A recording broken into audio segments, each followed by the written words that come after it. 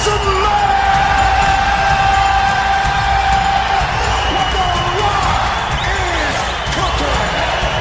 want the Wrestlemania's ass to this ring, give me a hell yeah.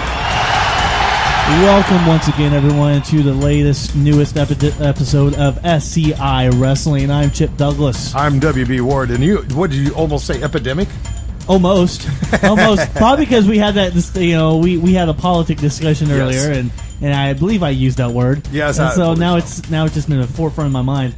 Okay, well, it's nice to know there's something up there. That's true. So, what's happening in the world of Chip? Well, I do have to say, this is the first episode of 2014. And Yeah, we haven't done this since happy, last year. I know, it's been a year. So thank you to all our listeners out there, and I hope everyone had a safe and happy New Year. Thank you, Mom. Yeah. But yeah, not too bad. I had a good New Year. How about you? Oh, not too bad. I got to see the New Year's Eve come in and just enjoyed myself. Well, here at SCI Studio, we're actually celebrating the New Year's. We have our cocktails in hand. Yes. And we're ready to record the show. I supplied the Crown and Coke.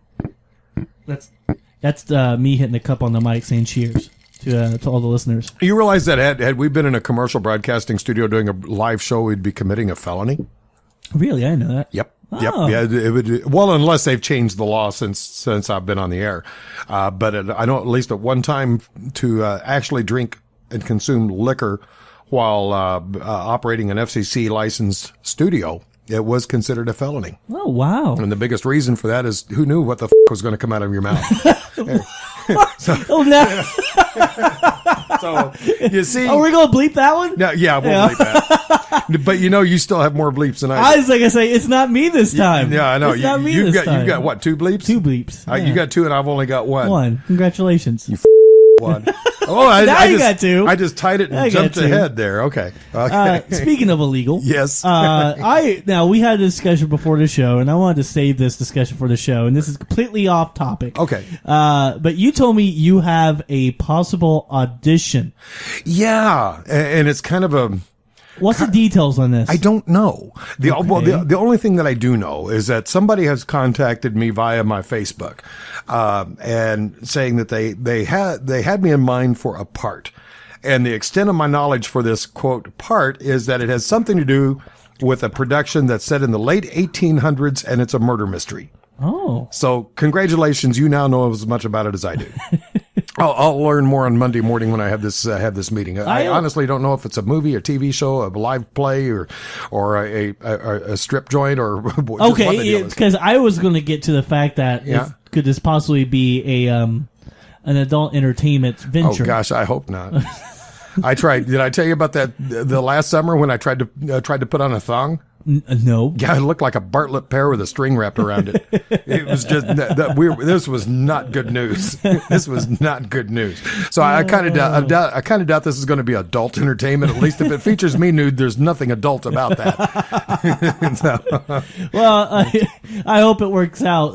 But for here at SCI Wrestling, we have almost popped a pimple. Oh Jesus! We have a huge year planned for us. We have guests lined up. We already have one that's going to be scheduled to come on at the end of the month or in beginning of February. Somebody with some rusty rings? Yeah, some rusty rings at Ring Rust Radio. Okay. We are going to be at Wrestlemania 30 in 2014, and we have more guests in the works.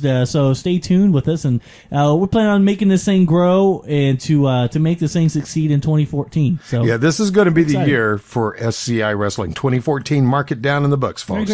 SCI Wrestling is going to come out ahead. Did you make any kind of resolution at all? I didn't. The only resolution I made is not to make a resolution, so I wouldn't break it. I understand the gyms were just crowded on January 2nd. Oh, this is their Black Friday. January 2nd is their Black Friday. Well, that did not include me.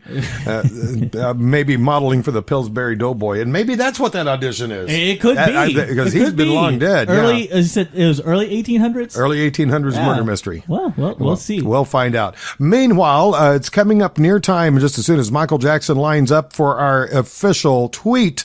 The week. The first tweet of the week of 2014. All right, I got a mouthful. All right, so you go ahead and do it. All right, now the tweeter of the year for 2013 week, I gave it to Al Snow. And so I think it's just common to why not use the first tweet of 2014 from Al Snow.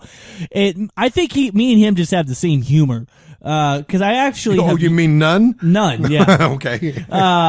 Cause I've actually used this line to some certain degree. Okay. So his tweet goes, sometimes I use big words I don't fully understand in effort to make myself sound more photosynthesis.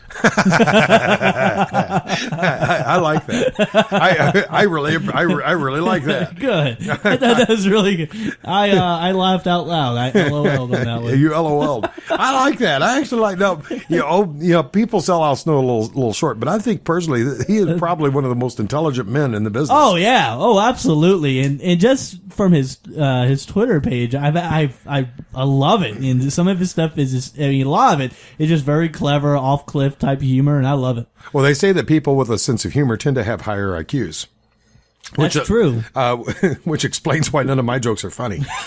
So, except for your favorite color, peanut butter. My favorite color is peanut butter. Yes. All right. Okay. Taking a look back. First off, let's talk about our social media. Mm-hmm. Of course, you can contact us with any of your questions concerning professional wrestling and write this down. Write this down, folks. SCI at wbward.com. That's it. Any questions at all about professional wrestling, just put it in an email, ship it off to SCI at wbward.com. And here's Mr. Chip with all of our other social media. Yeah, SCI_wrestling is where you're going to find our Twitter and YouTube page, and then also our Facebook, which is Squared Circle Insider Wrestling. Go there, follow us, write to us, whatever you want to do. But you listen to our show on YouTube for right now until we get the website up, and then we'll be going to iTunes from there, but still doing the YouTube show. Naked pictures of AJ are accepted. We'll take it. Okay. Oh, you threw me off there. So last week you mentioned a rumor, and so I Yes. dug a little bit into this one. Well, now, which rumor are you talking about that I brought up? The not Vince McMahon dying, Okay. but the Kurt Angle one. Yes, I did hear that. I found some news. Yes. Kurt Angle's contract is up in July with TNA. Oh, it's true. So it's damn true. And he is completely open to the possibility of coming back, so that way he can have his last farewell. Considering their with current WWE. stable, I don't know how they could at least not offer him the olive branch. Why not? I still watch him in TNA. He's still one heck of a performer. Yes. It would be really great to see him come back and do some angles with some of their top talent right now. Daniel Bryan, CM Punk. Those are the two that really kind of stand out in my head right now. Even a guy like Big E Langston and Dolph Ziggler, I think they would have some awesome matches with them. So, yeah, I would be way in for Kurt Angle coming back and giving him one last run. I would love to see him come back as a face. Oh, I think you would bring him back as a face at first, but I think you would see the turn sometime to build some kind of baby face. If for no other reason, just to get rid of what's his doofus that Paul Heyman was representing for a while. His father is Mr. Perfect. Curtis Axel. Yeah. Kurt Axel. See, I don't even care to know the guy's name. Well, I really don't. It'd be a good way to write him out of the storyline. Well, he's falls so far down on the important list in WBE. That's so true. He's almost went to the jobber status, poor guy. Now, what are some other possible matches that you've stumbled across? Now, I've Wrestlemania matches have been going berserk as Yes. far as what could happen. We already know Batista's coming back. Yes. We already know that for a fact. But there's some odd in matches that have really kind of stuck out a surprise. And one of them that they say is pretty well set in stone is CM Punk versus Triple H. That would be interesting, but I would be quite frankly very surprised if Mr. Levesque would actually get back into the ring. I just really question his physical ability to make it back in. Triple H is not at his physical peak right now. And I agree, but neither is Undertaker. And True. Undertaker has at least probably a good 8 years on him. Yeah. I think Triple H can still do it, and I think if anyone could do it, make him work really well, it's a guy like CM Punk or Daniel Bryan. So I'm all for that match. I would love to see it. Another one. Did you have something to say? No. Go Okay. ahead. Another one, which is kind of surprising to me, is The Undertaker apparently backstage is asking for Daniel Bryan at WrestleMania. I wonder if that's why they threw, and if, forgive me, because I know I'm jumping ahead of myself in the show later on, but I wonder if that might be the reason why they're bringing Bryan into the Wyatts so soon, because they don't want to have Bryan with The Undertaker.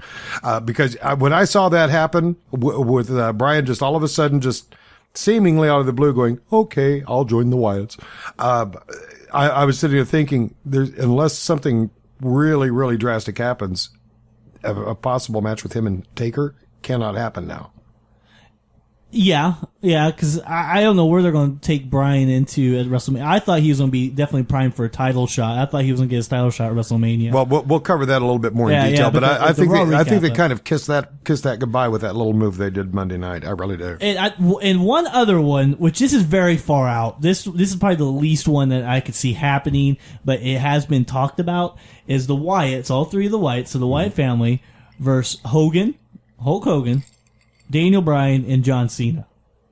Now, that match I can see it a little bit more realistically, except Bryan would have to be out of the face corner, though, obviously. So somebody else would have to be in that place. Batista maybe? Batista could be in there. Unless they put Batista against Taker. Which is definitely a possibility. That's what's so great right now. There's so many possibilities right now. Even with like Punk Triple H, now you got to question, is Punk a realistic guy to win the Rumble? Because he's been the guy who's been in the forefront of all the rumors to win this year's Royal Rumble. So now you got to think, is that could possibly be true? Why not? I mean, why wouldn't it be? I don't understand. Well, the reason why he wouldn't win the Rumble is the fact that he would get a title shot at WrestleMania. So if that's the case, it'd have to be Triple H. Champion. Yeah, that's a good point. I hadn't even thought about that, but the winner of the Royal Rumble, that's going to tip a lot. Right. That will really tip a hand as to the Mania card. So, and of course, with Undertaker, there's the rumors are everywhere on who's going to face. If it's, now it could be Daniel Bryan. Of course, Brock Lesnar still in there. There's a lot of Sheamus rumors going around that Sheamus would love to take on Undertaker in his return. It'd be a great comeback for Sheamus. It would be. I'm not a Sheamus fan, so I wouldn't personally would be too happy to see that. But Sheamus can pull off heel very well, and I do like him better as a heel. So I'd be okay with that. But of course, the big question here being, will this be Taker's last bout? That I don't think so. I don't think this is going to be it. If it's going to be, if he's facing someone like Brock Lesnar or Batista, I say no, absolutely not. This is not going to be his last one. If he's facing a Daniel Bryan or Sheamus, the possibilities of him losing go up. Yes. To me. Well, why? Because of what I was saying last week about him handing the baton over? Exactly. Okay. Exactly. And I think you make a valid point on that. So whether or not this will be Taker's last match, I would think, and I would have to concur with you, just depends on who his opponent turns out to be. So were you able to catch Raw this past Monday? I indeed did. Okay. I indeed did. Watched it over a 2-night span. All right, well... Thank God for DVRs. Yes, thank God for DVRs. By the way, I DVR'd the episode of The Biggest Loser. Yeah? All I found were old Alabama football games. Anyway, when I watched Raw, Boomer Sooner, guys. That was my football joke of the week. Okay.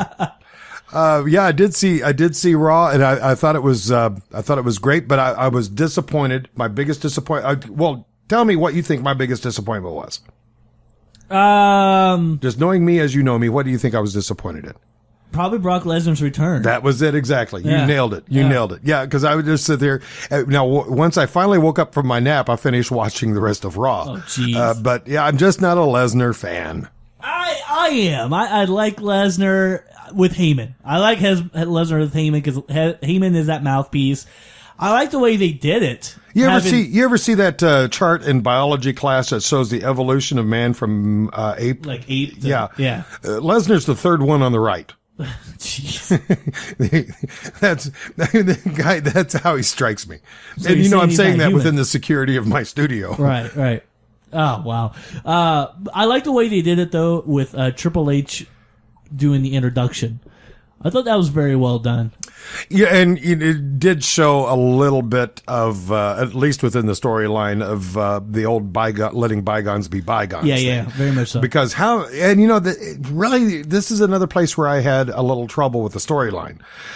Letting bygones be bygones is one thing, and they could even extend that to the storyline of, well, it's good for business, but also in the same respect, how many times has Lesnar supposedly broke Triple H's arm? I mean, we're talking more than once. Well, they fought twice. Yes. He broke his arm the last time they kind of Actually, there have been 2 times. There have been 2 times that Lesnar broke Triple H's arm. Oh, okay. And now the last time is when they were able to write Triple H off for a while. That's got to work in the storyline somewhere. I don't think so. I think what we saw last Monday was the closure to that storyline. I think with Triple H shaking his hand, he's gone. I think Triple H is kind of submitting himself as kind of like the heel. You think? For the most part. Okay. And also building Lesnar to say, hey, we're moving past all of our differences that we've had. I'm beginning to like this Crown and Coke. That's good stuff. It's damn good. That's good stuff. All it needs is a Campbell's label on the front. Now, what's going to be interesting to see is where they're going to put Lesnar within Royal Rumble. We saw Mark Henry come out, and Lesnar kind of squashed him pretty bad. Yes. So I do not see... By the way, Mark Henry took the biggest bump I think I've ever seen anybody take. Boy. I've taken my share of bumps in my time in the ring, but that was wow. He felt that the next morning. Oh, absolutely. I think that was up there with when Brock Lesnar superplexed Big Show. Yeah. And it broke the ring. Yeah. I think Big Show and Mark Henry did that too. That was a great oh my episode. Gosh, those were that was incredible. That was incredible bump by Henry. But with that said, I don't see that being the Rumble match. So it's going to be very interesting to see where Lesnar goes from there. My prediction, and I put this on the format a little bit later, is Big E Langston. Okay, Big E Langston. Now, there's a guy with plenty of opportunity, right? Or rather, should I say, WWE has plenty of creativity here, or opportunity. Opportunity, a lot of opportunity there. He's already been affiliated with Mark Henry. He made a Lesnar comment, not yesterday's SmackDown, but the SmackDown before that, before Lesnar's return. He made a Lesnar comment, like kind of an innuendo. So I'm very interested to see if that's going to be the case. I heard that, and my gut feeling when I heard that, I really think that was an ad-libbed line that he did to try to plant some seeds in the minds of the people who write the storylines. It very well could have been. I think that's all that was. Just a little politicking on Big E. And by the way, what does the E stand for? Do you know? I have no clue. I heard that at one time. I don't remember. I have a feeling it's not anything like Eugene. No. I just have a hard time picturing his mother naming him Eugene. Oh, yeah, I do too. Okay, now let's go ahead and cover this Wyatt's thing with Mr. Bryan. Yeah. Where the hell did that come from? I have no clue. I mean, sure they did some a little bit of pretext on the SmackDown the Friday before.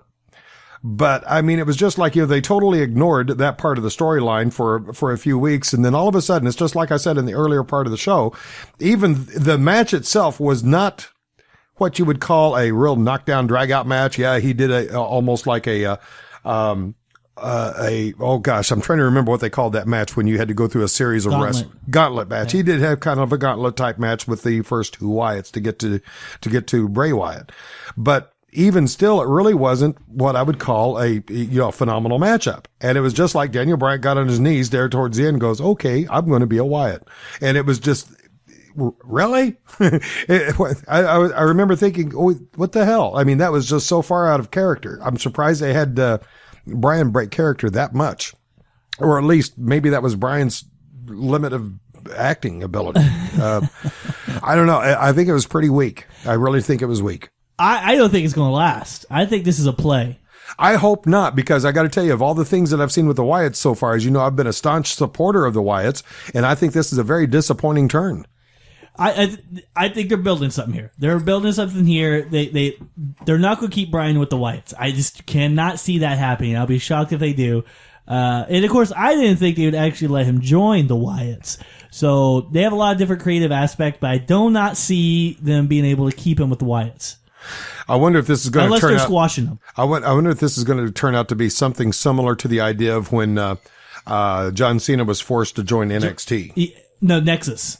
Nexus. I'm sorry. Yeah, I'm which sorry. Nexus. NXT roster. Yeah. I that's what I'm thinking. I'm thinking this is kind of like a forced turn, and we're going to see Daniel Bryan kind of come out of it and have a good Rumble match with Bray Wyatt or something like that. So I'm excited to see what happens. But yeah, his acting wasn't the greatest in the world. No, that's for sure. No, we're not talking about any Oscars here. Not at all. Okay, now coming up this Monday night on Raw is going to be one of my favorite shows of Raw that Love it. They started doing this annually, a couple of years ago. Yeah. And this Monday night they're going to continue now what's turning into be an annual tradition of old school Raw.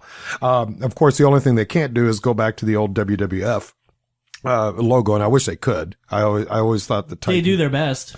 Yeah, I know. Titan Sports really got the shaft on that lawsuit. Worldwide. World Wildlife Foundation. World Wildlife Foundation. That's it. Y'all are a bunch of jerks. They're all Tree hugging hippies. Yeah, they're all part of PETA. Yeah, they are. PETA. You know what? And what is PETA? PETA. What does that stand for? I remember people eating tasty animals. That's it. But anyway, old school Raw. Here comes the letters. I know. Old school Raw coming up this Monday night. And when I saw that, I forgot that old school Raw was going to be. And then they hinted last Monday about, Triple H's favorite coming back. Yeah. And of course, the hint that they dropped led to the aspect of Ric Flair making an appearance because they had their flunky going, woo. Yep. I can't do that. Yeah. My testicles are way too big to do that. Yeah, but you can do it just fine, I noticed. Yeah. Okay. Yeah. You fit the part. I do. You don't know what you just agreed to. I do. He says with great regret in his I voice. just don't acknowledge. But, you might recall a couple of weeks ago, I mentioned something about now that Batista is returning and they already have Triple H. They already have Randy Orton. They were only missing one component of their former stable, and that was Ric Flair. I'm wondering if maybe Batista might make an early cameo appearance. I don't think so because they're already promoting the date. They're already saying that he's. But a cameo is not out of the question. I don't think all he's got to do is walk into the camera shot. That's all he's got to do. He doesn't have to say anything. I don't see that happening.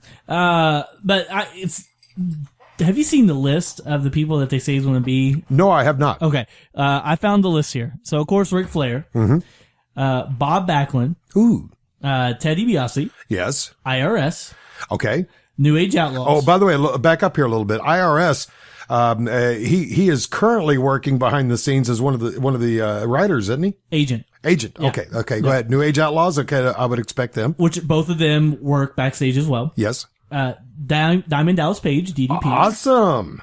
Roddy Piper. Yay. He's one of my favorites. Oh, I love Roddy. Good guy. I got to meet him one time in studio. He is genuinely a sweetheart. Really man. Nice guy. Really nice guy. Oh, that's awesome. He has a handshake of a dead fish, but he's a really nice guy. He really kind of. I don't know if his arm was injured or not, but he is. Roddy is a very nice man.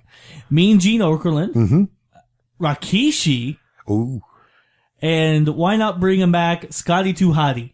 Oh, yeah. So we're gonna have a little Too Cool kind of reunion going on. You think Jim Ross might pop by?